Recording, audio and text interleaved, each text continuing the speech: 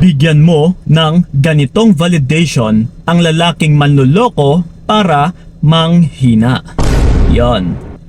Well, ito mga utol, actually, psychologically is tayo lang din yung nagbibigay ng validation sa mga partner natin. Na kung gaano kataas yung kanilang value. Na kung gaano din siya kalakas sa ibang tao. Kasi, pagdating din sa ating mga sarili is hindi rin natin alam kung gaano kataas yung value natin eh. Kung kahabol-habol ba tayo, kung okay na ba tayo sa ibang tao, kung pasok din ba yung standards natin pagdating sa iba. Yes, kasi hindi rin natin alam kung gaano na rin kataas yung value natin. Not unless kung ipaparamdam ito sa'yo ng ibang tao, lalong-lalo na ng partner mo. So ngayon, paano natin bigyan ng validation na ganito lang kababa yung value ng partner mo? Dahil yung totoo utol ay tayo lang din talaga yung nagpapalakas sa mga partner natin.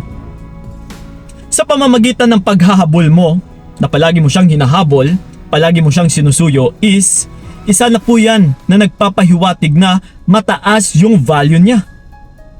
Na mas lalo mo siyang pinapalakas din. Na dito niya rin makikita na ganito pala kataas yung value niya. Dahil sa paghahabol mo.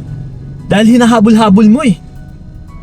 So ngayon, paano natin bigyan ng validation na ganito lang kababa yung value niya? Na para siya din mismo instead na lumakas ay manghina. So siguro may idea na rin kayo, like I said kanina, na dahil sa paghahabol ninyo ay doon natin nabibigyan ng validation na siya po ay mataas yung value. Hinahabol-habol mo eh. So ngayon, kabaliktaran. Instead na habulin mo siya is umatras ka. Dahil sa pag-atras mo utol, ay isa po itong validation din na nagpapahiwatig na hindi ganon kataas yung value niya. That's why hindi mo hinahabol-habol. Na kung minsan, ito pa yung rason kung bakit natin siya ipinaparaya or kung bakit tayo nagpaparaya. Kasi yung taong yan is hindi naman kahabol-habol. Hindi naman mataas yung value. Hindi naman ganon kalakas. Yes. So ganon po yung ipapahiwatig natin dito. Once na umatras ka, binibigyan natin siya ng validation na siya ay mahina, na hindi siya ganun kalakas. So then, sa pag-atras mo utol ay dito rin mararamdaman ng partner mong manloloko na mababa pala yung value niya.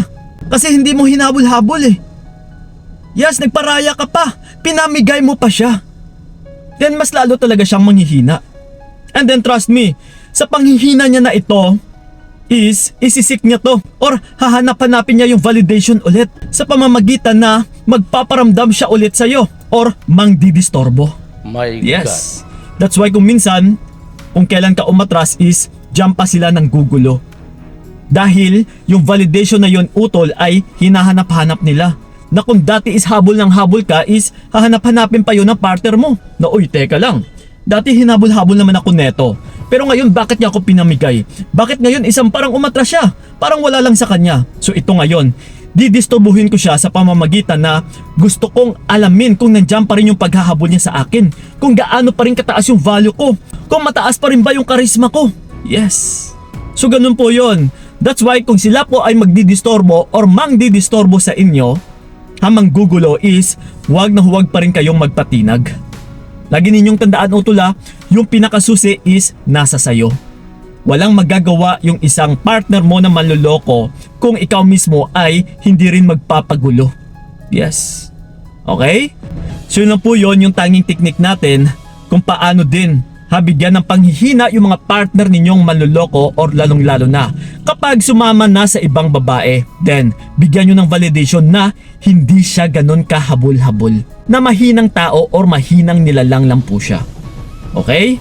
So yun lang po yun mga utol ha. Maraming salamat. And then sa mga gusto kong makausap one-on-one, yes, privately ha, is puntahan nyo po sa akin or PM nyo ako sa aking FB page ng Payong Kaibigan ni Kiko. Yes, usap-usap tayo doon. So yun lang po ha. Maraming salamat. So ingat kayo.